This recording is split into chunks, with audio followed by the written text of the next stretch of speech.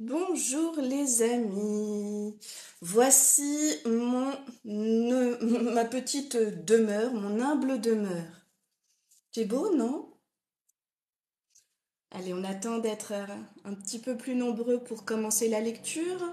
J'avais dit 10 heures, j'ai de l'avance.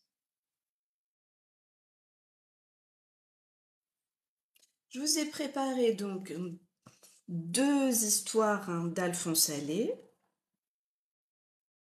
Elles sont là, elles sont prêtes.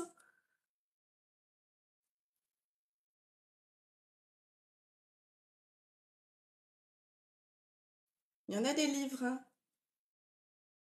À gauche, à droite. Un bel escalier aussi.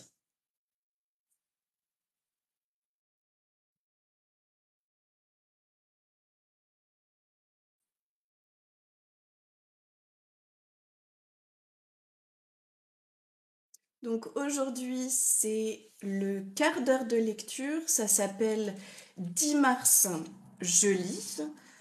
Ça a été organisé, je crois, par le ministère de la Culture ainsi que le Centre national du livre. Et dans les écoles, avec les instituteurs, les professeurs des écoles, les professeurs de collège, de lycée qui le souhaitent, à 10 heures. Les enfants ainsi que les adultes sont invités à prendre un livre et à lire en classe ou dans la cour de récréation pendant 15 minutes.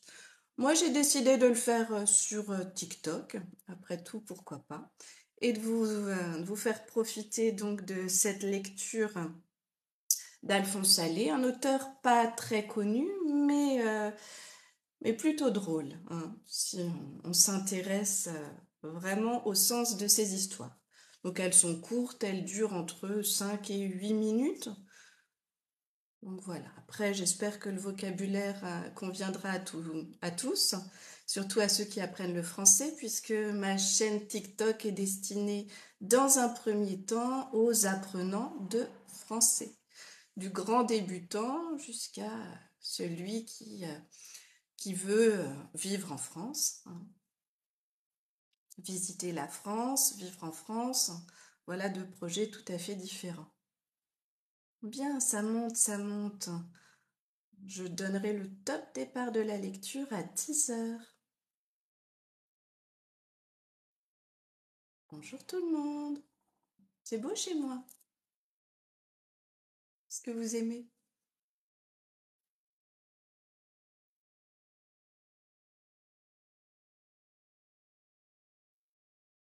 Donc les deux titres que j'ai choisis, on a Loufoquerie.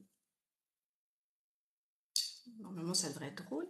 Et le deuxième, Poste et Télégraphe. On va repartir un petit peu des dizaines d'années en arrière, avant l'invention du téléphone portable. Eh oui. Oh, que ferions-nous aujourd'hui sans le téléphone portable? Est-ce que vous imaginez qu'un jour il n'y en avait pas, il n'y avait même pas de téléphone et qu'il fallait communiquer autrement?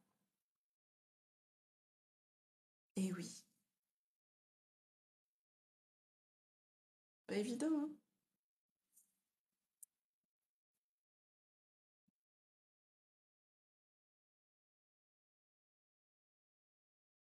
Allez, plus que 4 minutes.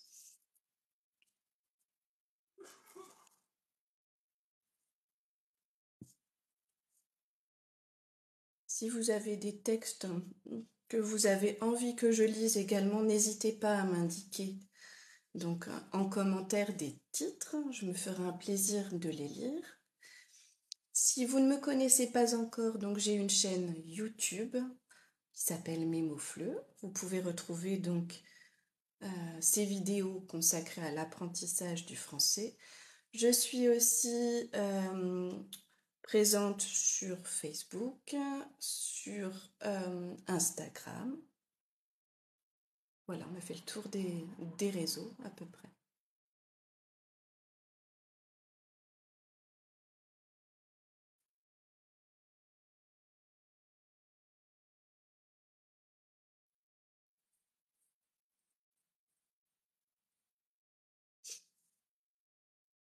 Est-ce que vous connaissez Alphonse Allais? Si vous êtes amateur de citations, vous savez, de bons mots, il est célèbre pour des citations, des proverbes humoristiques en général. Il suffit de taper Alphonse Allais sur YouTube et vous trouverez des citations amusantes mais intelligentes. Allais, ça s'écrit A-2-L-A-I-S. Alphonse. Prénom qu'on ne rencontre plus aujourd'hui, hein, prénom masculin. Alphonse Allais.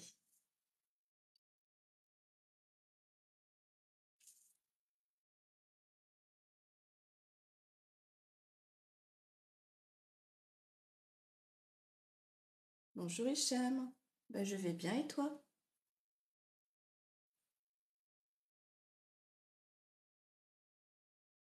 Il y a du vent aujourd'hui.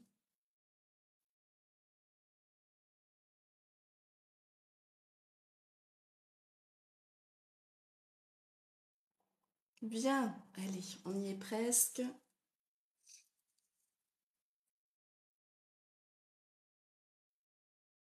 Histoire d'être en phase avec tous ceux qui participent au mardi 10, je lis.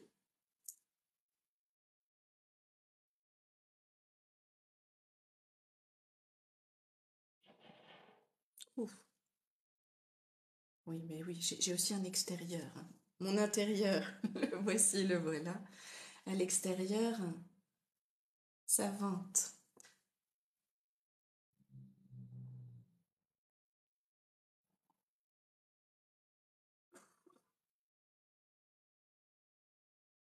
Plus que quelques secondes et on pourra commencer la lecture.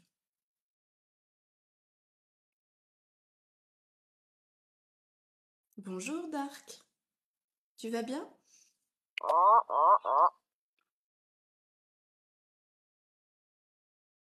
10 heures, on est parti. Donc Alphonse Allais, loufoquerie. Bien évidemment, j'attends tes commentaires à l'issue de l'histoire. Tu me diras ce que tu en as pensé. Et puis, je partirai vers une autre histoire. Cet homme me contemplait avec une telle insistance que je commençais à en prendre rage. Pour un peu, je lui aurais envoyé une bonne paire de soufflets sur la physionomie, sans préjudice pour un coup de pied dans les gencives. Quand vous aurez fini de me regarder, espèce d'imbécile, fis-je au comble de l'ire. Mais lui se leva, vint à moi, prit mes mains, avec toutes les marques de l'allégresse affectueuse. Est-ce bien toi qui me parles ainsi? Dit-il. Je ne le reconnaissais pas du tout. Il se nomma Edmond Tiroir. Comment? M'exclamai-je. C'est toi, mon pauvre Tiroir? Je ne te remettais pas. Mais pardon, si j'ose, n'étais-tu point dans le temps blond, avec des yeux bleus? C'est juste. Je me suis fait teindre les cheveux et les yeux. Suis-je pas mieux en brun? Ce pauvre Tiroir. J'étais si content de le revoir depuis le temps. Et nous égrénâmes les souvenirs du passé. Et machin, et un tel, et chose, hélas, que de disparus. Tiroir et moi, nous étions dans la même classe au collège. Je ne me rappelle pas bien lequel de nous deux était le plus flemmard, mais ce qu'on rigolait. Il mettait au pillage la maison de son père qui était quincaillier et nous apportait chaque matin 1000 petits objets utiles ou agréables. Des couteaux, des vis, des cadenas, des aimants. J'adorais les aimants. Moi, en ma qualité de fils de pharmacien, je gorgeais mes camarades d'un tas de cochonneries. Des pâtes pectorales, des dattes. Entre-temps, j'apportais des seringues en verre. Oh, joie! et des suspensoirs qu'on transformait en frondes. Un jour, mon Dieu, ai-je ri ce jour-là. J'arrivais muni d'une boîte de biscuits dont chacun recelait, si j'ai bonne mémoire, 75 centigrammes de scamoné.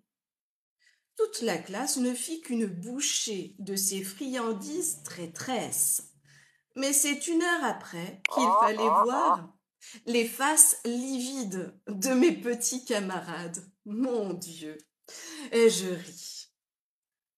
À ce jour-là, le niveau des études ne monta pas beaucoup dans notre classe. Comme c'est loin, tout ça. Et avec Tiroir, nous nous remémorions tous ces vieux temps disparus. Te rappelles-tu mon expérience de parachute? Si je me rappelais son parachute. Un jeudi, dans l'après-midi, Tiroir nous avait tous conviés à une expérience due à son ingéniosité. Il avait attaché un panier au bec d'un vieux parapluie rouge, inséré un chat dans le panier et lâché le tout au gré de la brise. Le gré de la brise balançait l'appareil dans les airs pendant de longues heures. Toute la ville était sans dessus-dessous. La tante de Tiroir, qui adorait son chat et n'avait jamais rêvé pour lui une telle destinée, poussait des clameurs à fendre des pierres précieuses. Finalement, l'appareil alla s'accrocher au coq du clocher. Et il ne fallut pas moins d'un caporal de pompiers pour aller délivrer le minet aérien. Et maintenant, demandai-je à Tiroir, que fais-tu? Je ne fais rien, mon ami. Je suis riche. Et Tiroir voulut bien me conter son existence. Une existence auprès de laquelle l'Odyssée du vieil Homère ne semblerait qu'un pâle récit de feu de cheminée. Quelques traits saillants du récit de Tiroir donneront à ma clientèle une idée de l'originalité de mon ami. Certaines entreprises malheureuses, entre autres la poissonnerie continentale laissée pour compte des grands poissonniers de Paris, déterminèrent Tiroir à s'expatrier. Son commerce de pacotille ne réussit guère mieux. Jeune encore, d'une nature frivole et brouillonne, il ne regardait pas toujours si les marchandises qu'il importait s'adaptaient bien aux besoins des pays destinataires. Il lui arriva, par exemple, d'importer des éventails japonais au Spitzberg, ou je ne sais pas si on dit comme ça, et des bassinoires au Congo. Dégoûté du commerce, il partit au Canada, dans le but de faire de la haute banque. De mauvais jours luirent pour lui, et il se vit contraint, afin de gagner sa vie, d'embrasser la profession de scaphandrier. Les scaphandriers étaient fortement exploités à cette époque. Tiroir les réunit en syndicat et organisa la grève générale des scaphandriers du Saint-Laurent. Fait assez curieux dans l'histoire des grèves, ces braves travailleurs ne demandaient ni augmentation de salaire, ni diminution de travail. Tout ce qu'ils exigeaient, c'était le droit absolu de ne pas travailler par les temps de pluie. Ajoutons qu'ils eurent vite gain de cause. Tiroir s'occupa dès lors du dressage de toutes bêtes.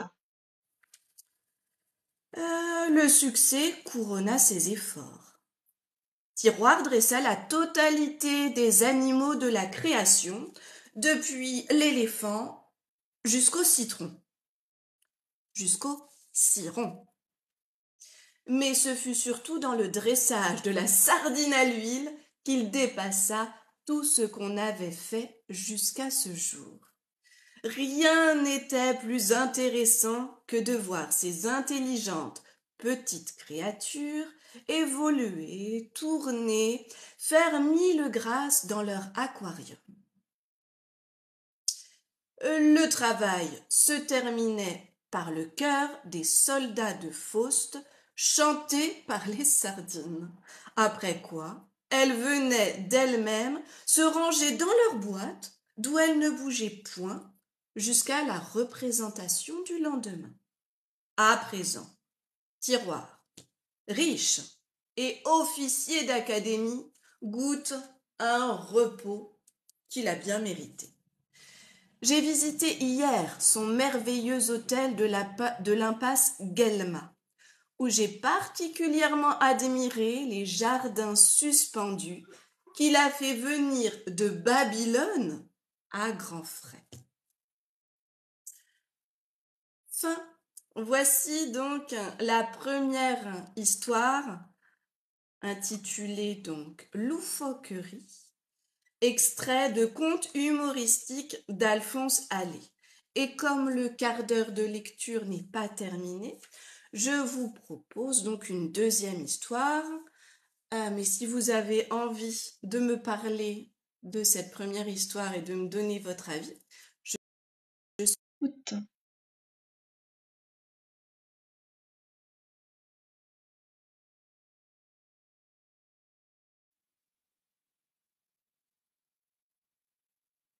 Ben, je t'en prie, Cham. Bonjour Ibrahim. Est-ce que tu vas bien?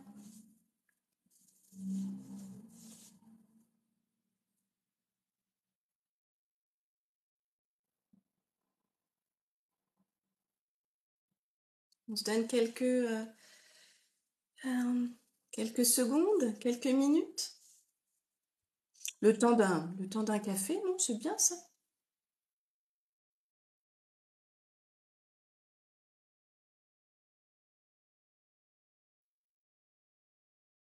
Non, je ne suis pas dans une bibliothèque. Ça ressemble, hein. Ça ressemble même à un musée. Bien, on poursuit. Deuxième histoire. Poste et télégraphe.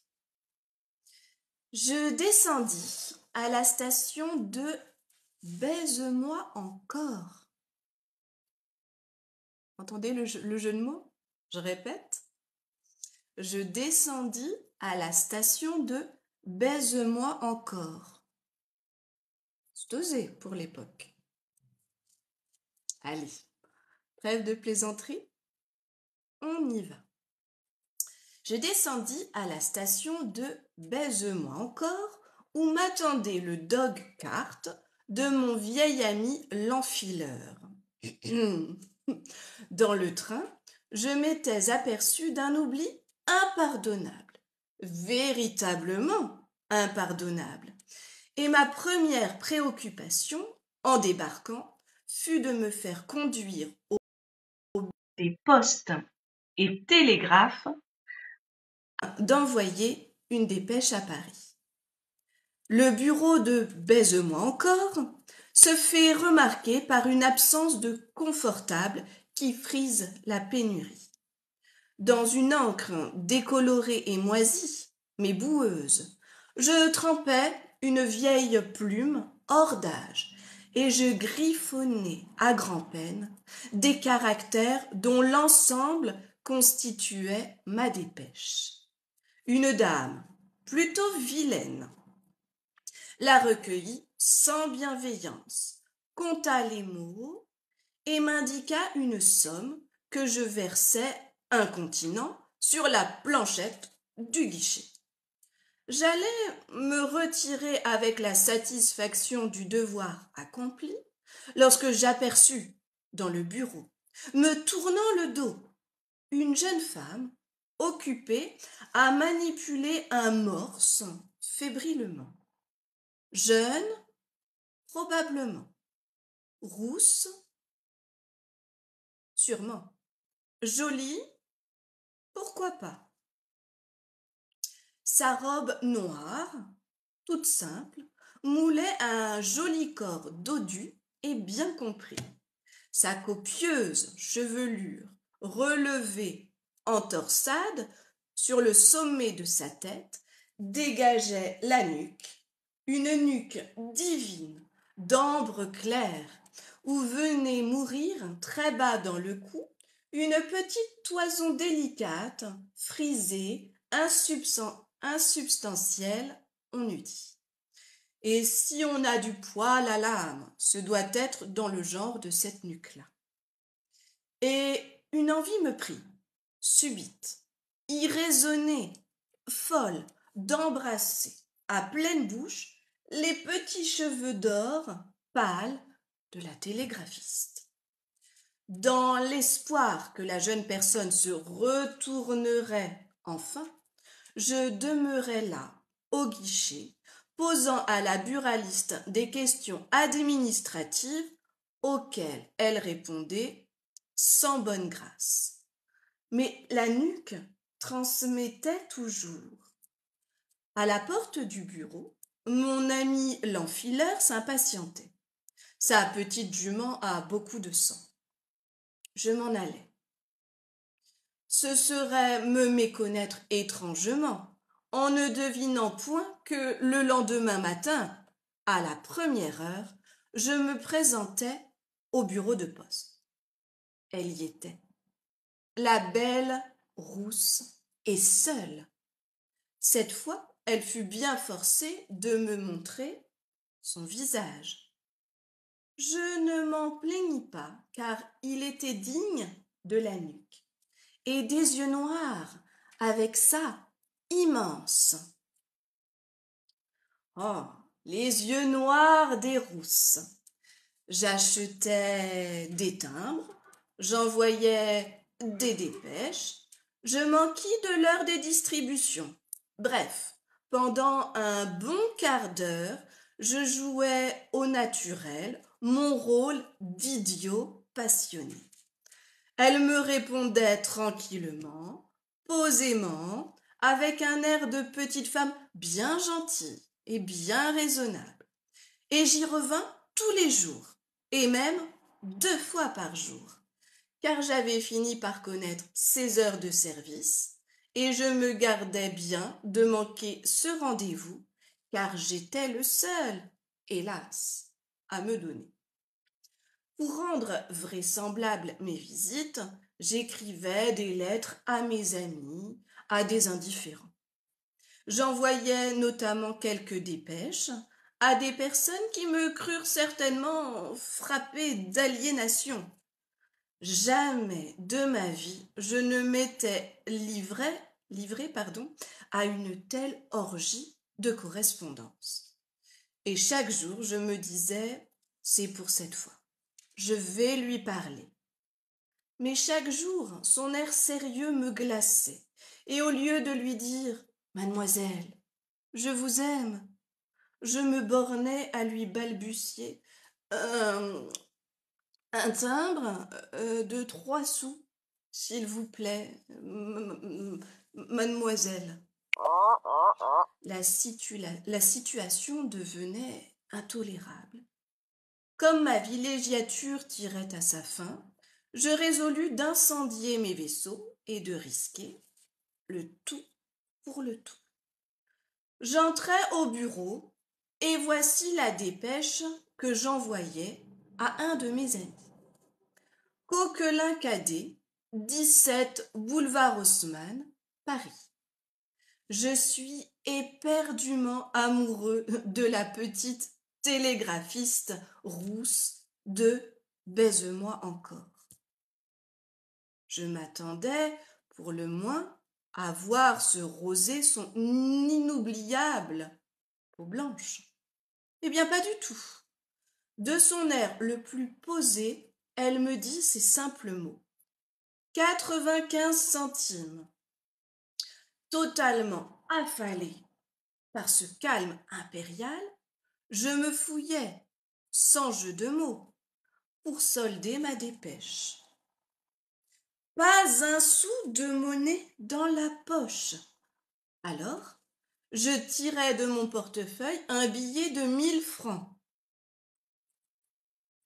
La jeune fille le prit, l'examina soigneusement, le palpa. L'examen fut sans doute favorable, car sa physionomie se détendit brusquement en un joli sourire qui découvrit les plus affriolantes quenottes de la création. Et puis, sur un ton bien parisien, et même bien 9e arrondissement, elle me demanda: Faut-il rendre la monnaie, monsieur?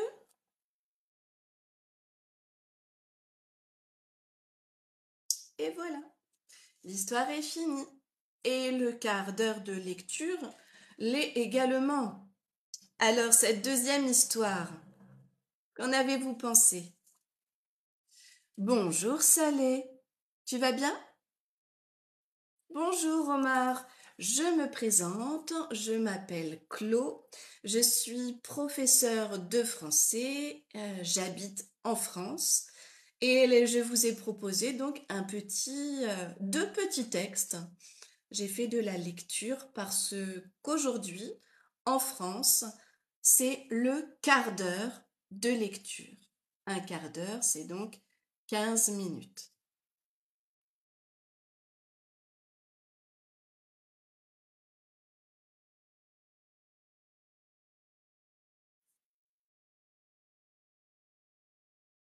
Oui, ça l'est absolument, j'habite en France.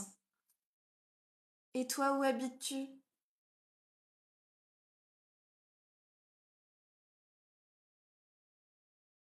Bonjour Samad, tu vas bien?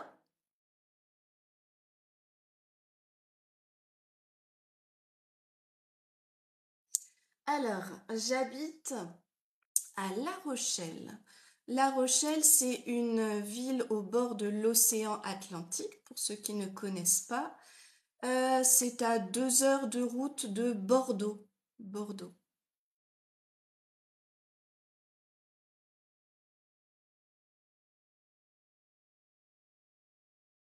Est-ce que vous connaissez La Rochelle?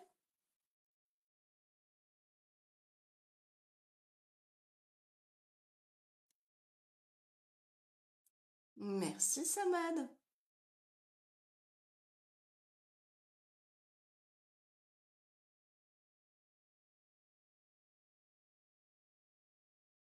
Donc, j'ai également une chaîne YouTube. Aujourd'hui, c'est mon premier live sur TikTok.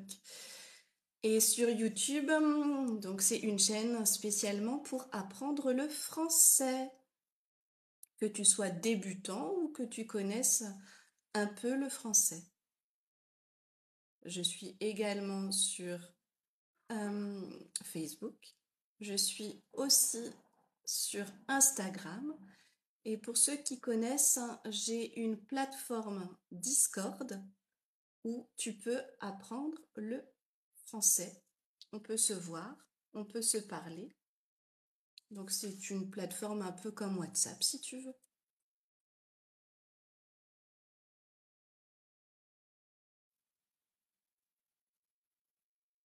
Est-ce que je continue?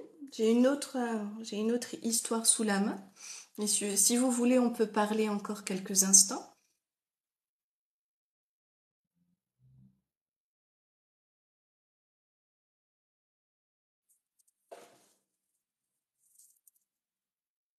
J'ai lu deux histoires d'Alphonse Allais, des contes humoristiques.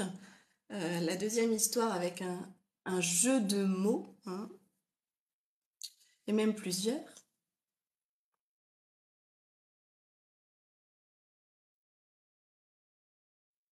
Donc Samad, toi tu habites où? Tu ne me l'as pas dit.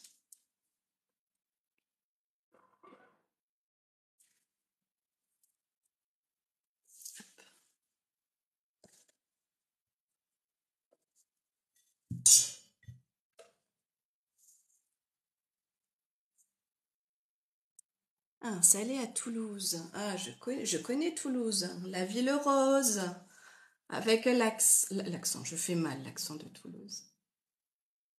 Tu aimes cette ville?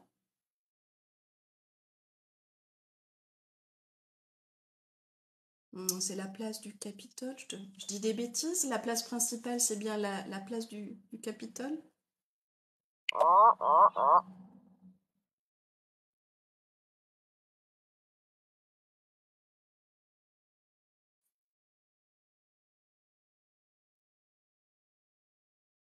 Avec la Garonne, les ponts sur la Garonne.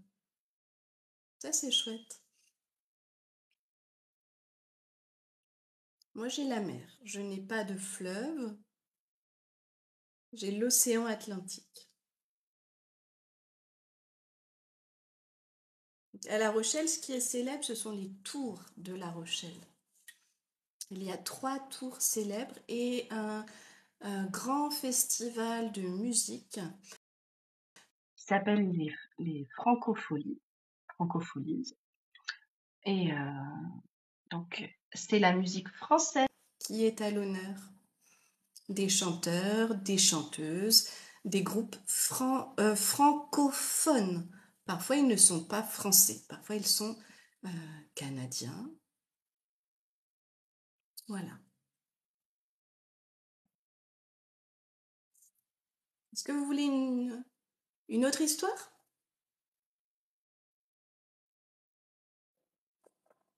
Vous avez eu le temps de prendre un café? Moi, je prends un petit jus d'orange, histoire d'avoir des vitamines.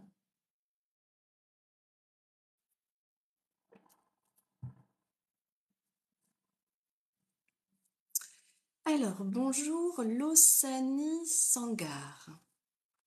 Tu vas bien? J'étais en train de faire de la lecture pour le quart d'heure national de lecture en France. J'ai lu 2 textes. D'ailleurs, si vous avez aimé ces textes, je pourrais vous envoyer un lien. Il se trouve gratuitement sur Internet sous forme de PDF. Alphonse Allais, les contes humoristiques.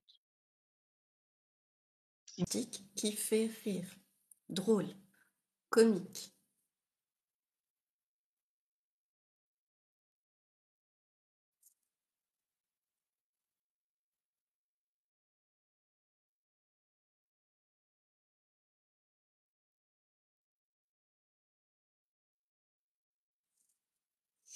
Je regarde ce qui me reste sous la main en texte pas trop long, 5 minutes, et intéressant surtout.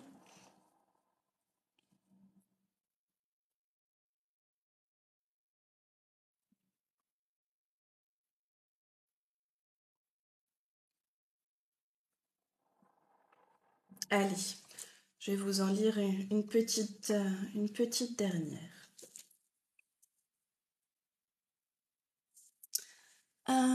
Oui, ça l'est. J'ai un site pour apprendre le français. Alors pour l'instant, ce n'est pas un site internet, c'est ma chaîne YouTube. Tu trouveras dans les vidéos épinglées sur mon TikTok, tu trouveras le lien. Ça s'appelle Mémofleu. Et pour l'instant, tout est gratuit. J'ai aussi une plateforme qui ressemble à WhatsApp où tu retrouves toutes mes leçons, tous les exercices, tous les textes que je lis. Bonjour, user, oulala, il y en a des chiffres. Oui, je suis spécialisée donc dans l'apprentissage, dans l'enseignement du français pour les étrangers. Je t'en prie, Saleh, avec plaisir. Voilà, ça n'intéresse pas tout le monde, hein, évidemment. Mais si tu connais les niveaux, du niveau A1 au niveau C2, A1, A2, B1, j'enseigne le français. Donc, dernière petite lecture. S'il n'y a pas de questions dans ce magnifique cadre, dans ce magnifique contexte, c'est la bibliothèque de mes rêves, ça. Je vous propose donc une dernière histoire. Ok? On y va. Le post-scriptum ou une petite femme bien obéissante. Après le jeudi 8 mars et la journée des droits de la femme, je pense que cette histoire peut être intéressante et certainement plein de jeux de mots. On y va. Je ne sais pas ce que vous faites quand vous accompagnez un ami à la gare, après que le train est parti. Je n'en sais rien et ne tiens nullement à le savoir. Quant à moi, je n'ai nulle honte à compter mon attitude en cette circonstance. Je vais au buffet de la dite gare et demande un vermouth cassis, très peu de cassis, pour noyer ma détresse. Car le poète l'a dit, partir, c'est mourir un peu. Au cas où l'heure du départ ne coïncide pas avec celle de l'apéritif, je prends telle autre consommation en rapport avec le moment de la journée. C'est ainsi que mardi dernier, sur le coup de 6h30 de relevé, je me trouvais attablé au buffet de la gare de Lyon devant une absinthe anisée. Très peu d'anisette. La personne que je venais d'accompagner, ce détail ne vous regarde en rien. Je vous le donne par pure complaisance. Était une jeune femme d'une grande beauté, mais d'un caractère que je me sentais tout aise de voir s'en aller vers d'autres cieux. Je n'avais pas plutôt trempé mes lèvres dans la glauque liqueur qu'un homme venait s'asseoir à la table voisine de la mienne. Ce personnage commanda un amer curaçao, très peu de curaçao, et de quoi écrire. Après s'être assuré que l'amer qu'on lui servait était bien de l'amer Michel, et le curaçao du vrai curaçao de Reichshofen, l'homme mit la main à la plume et écrivit 2 lettres. La première, courte, d'une élaboration facile, s'enfourna bientôt dans une enveloppe qui portait cette adresse. Monsieur le colonel I. A. Durabio, Hôtel des Bains, à Pour-sur-Alors. Pour-sur-Alors. La seconde lettre coûta plus d'efforts que la première. Certains alinéas coulaient de sa plume, rapide, cursif, tout fait. D'autres phrases n'arrivaient qu'au prix de 1000 peines. 2 ou 3 fois, il déchira la lettre et la recommença. À un moment, je vis le pauvre personnage écraser, du bout de son doigt, une larme qui lui perlait aux cils. Cet homme, évidemment, écrivait à l'aimer. Les femmes sauront-elles jamais le mal qu'elles nous font? Tout prend fin ici-bas, même les lettres d'amour.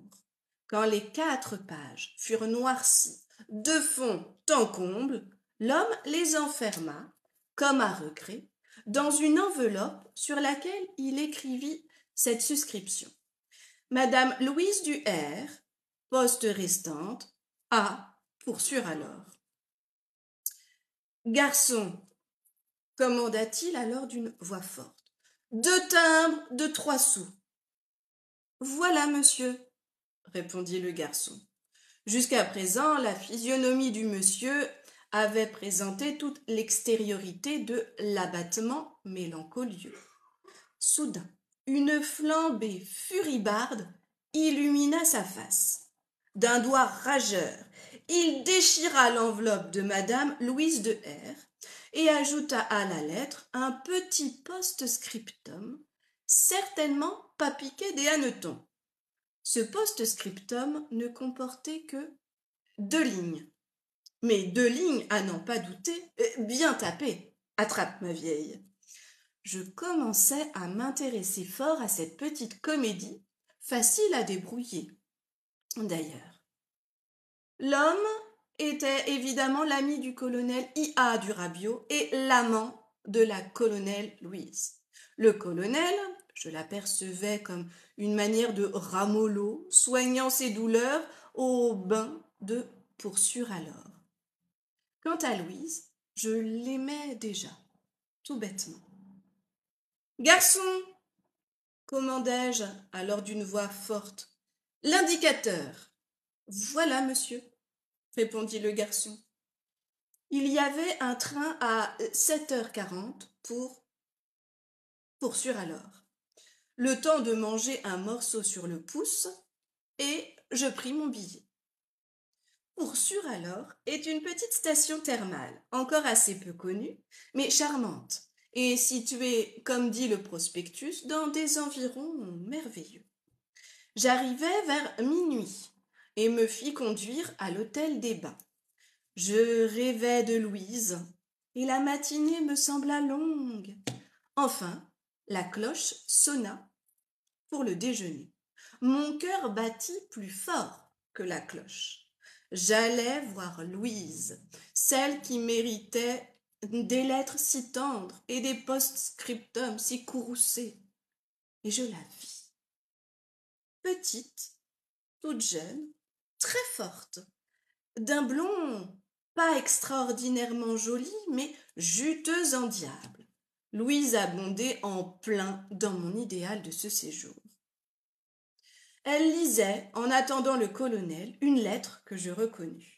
Au post-scriptum, elle eut un sourire, un drôle de sourire, et enfouit sa lettre dans sa poche. Le colonel, traînant la patte, arrivait à son tour. J'ai reçu un mot d'Alfred, dit-il. Ah, oui, il te dit bien des choses. Ah, et toute la grasse petite personne de Louise fut secouée d'un long frisson de rire fou et muet. Elle s'aperçut que je la dévorais des yeux et n'en parut pas autrement fâchée. Au dessert, nous étions les meilleurs amis du monde. L'après-midi ne fit qu'accroître notre mutuelle sympathie. Le dîner resserra nos liens. La soirée au casino fut définitive. Sur le coup de 10 heures, elle me demanda simplement « Quel est le numéro de votre chambre à l'hôtel ?»« 17. » « Filez, dans 5 minutes, je suis à vous. » Au bout de 5 minutes, elle arrivait. « Mais votre mari ?» fis-je timidement.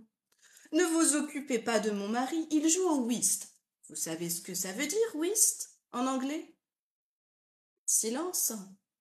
Précisément. Eh bien, taisez-vous et faites comme moi. En un tour de main, elle se défit de ses atours. En un second tour de main, elle se glissa, rose couleuvre, et mit les blancs linceux. En un troisième tour de main, si j'ose m'exprimer ainsi, elle me prodigua ses suprêmes faveurs. Une ligne de poing SVP. Point. Quand nous eûmes fini de rire, nous causâmes. Et Alfred, demandai-je, sarcastique. Vous connaissez donc Alfred fit-elle, un peu étonnée. Pas du tout. Je sais seulement qu'il vous a écrit hier, surtout un post-scriptum. Ah oui, un post-scriptum. Eh bien, il a raté une belle occasion de se tenir tranquille, celui-là, avec son post-scriptum. Voulez-vous le lire, son post-scriptum? Volontiers. Voyez ce que disait le post-scriptum. PS. Et puis au fait, je suis bien bête de me faire tant de bile pour toi. Va donc te faire ce dernier mot en toutes lettres. Voilà la fin de ce conte humoristique d'Alphonse Allais qui s'intitulait Le post-scriptum ou Une petite femme bien obéissante. En effet, eh bien, voilà.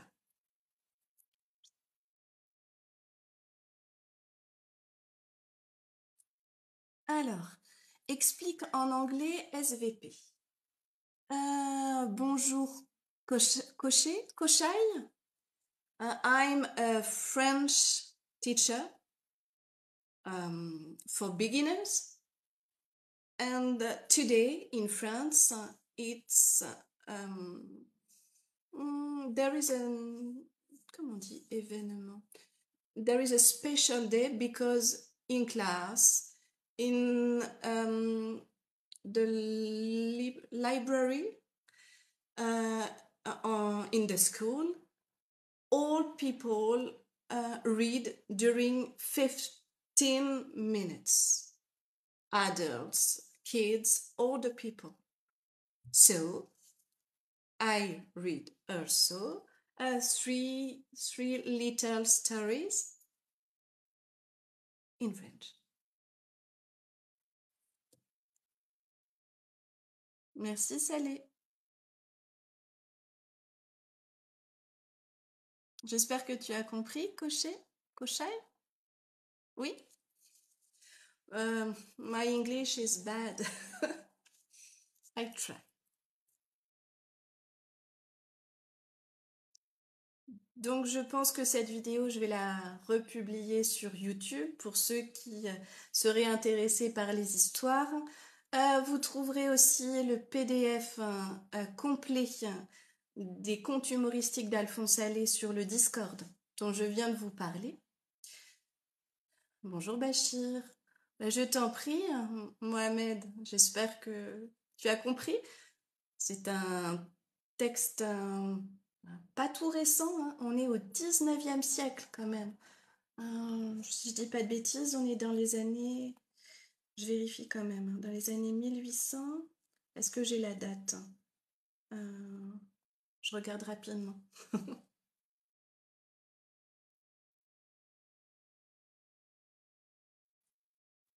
Alors, Alphonse Allais.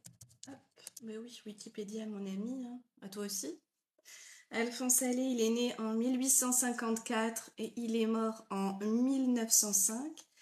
Et les trois histoires que je viens de vous lire... Je vais les trouver.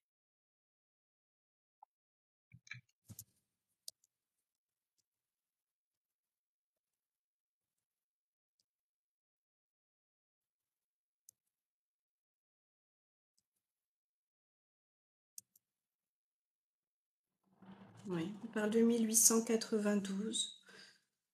Voilà.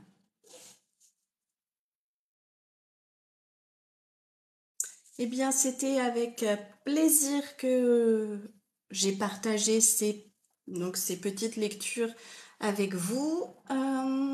Si ça vous intéresse, n'hésitez pas à me le dire sur TikTok. Je peux choisir des textes plus faciles.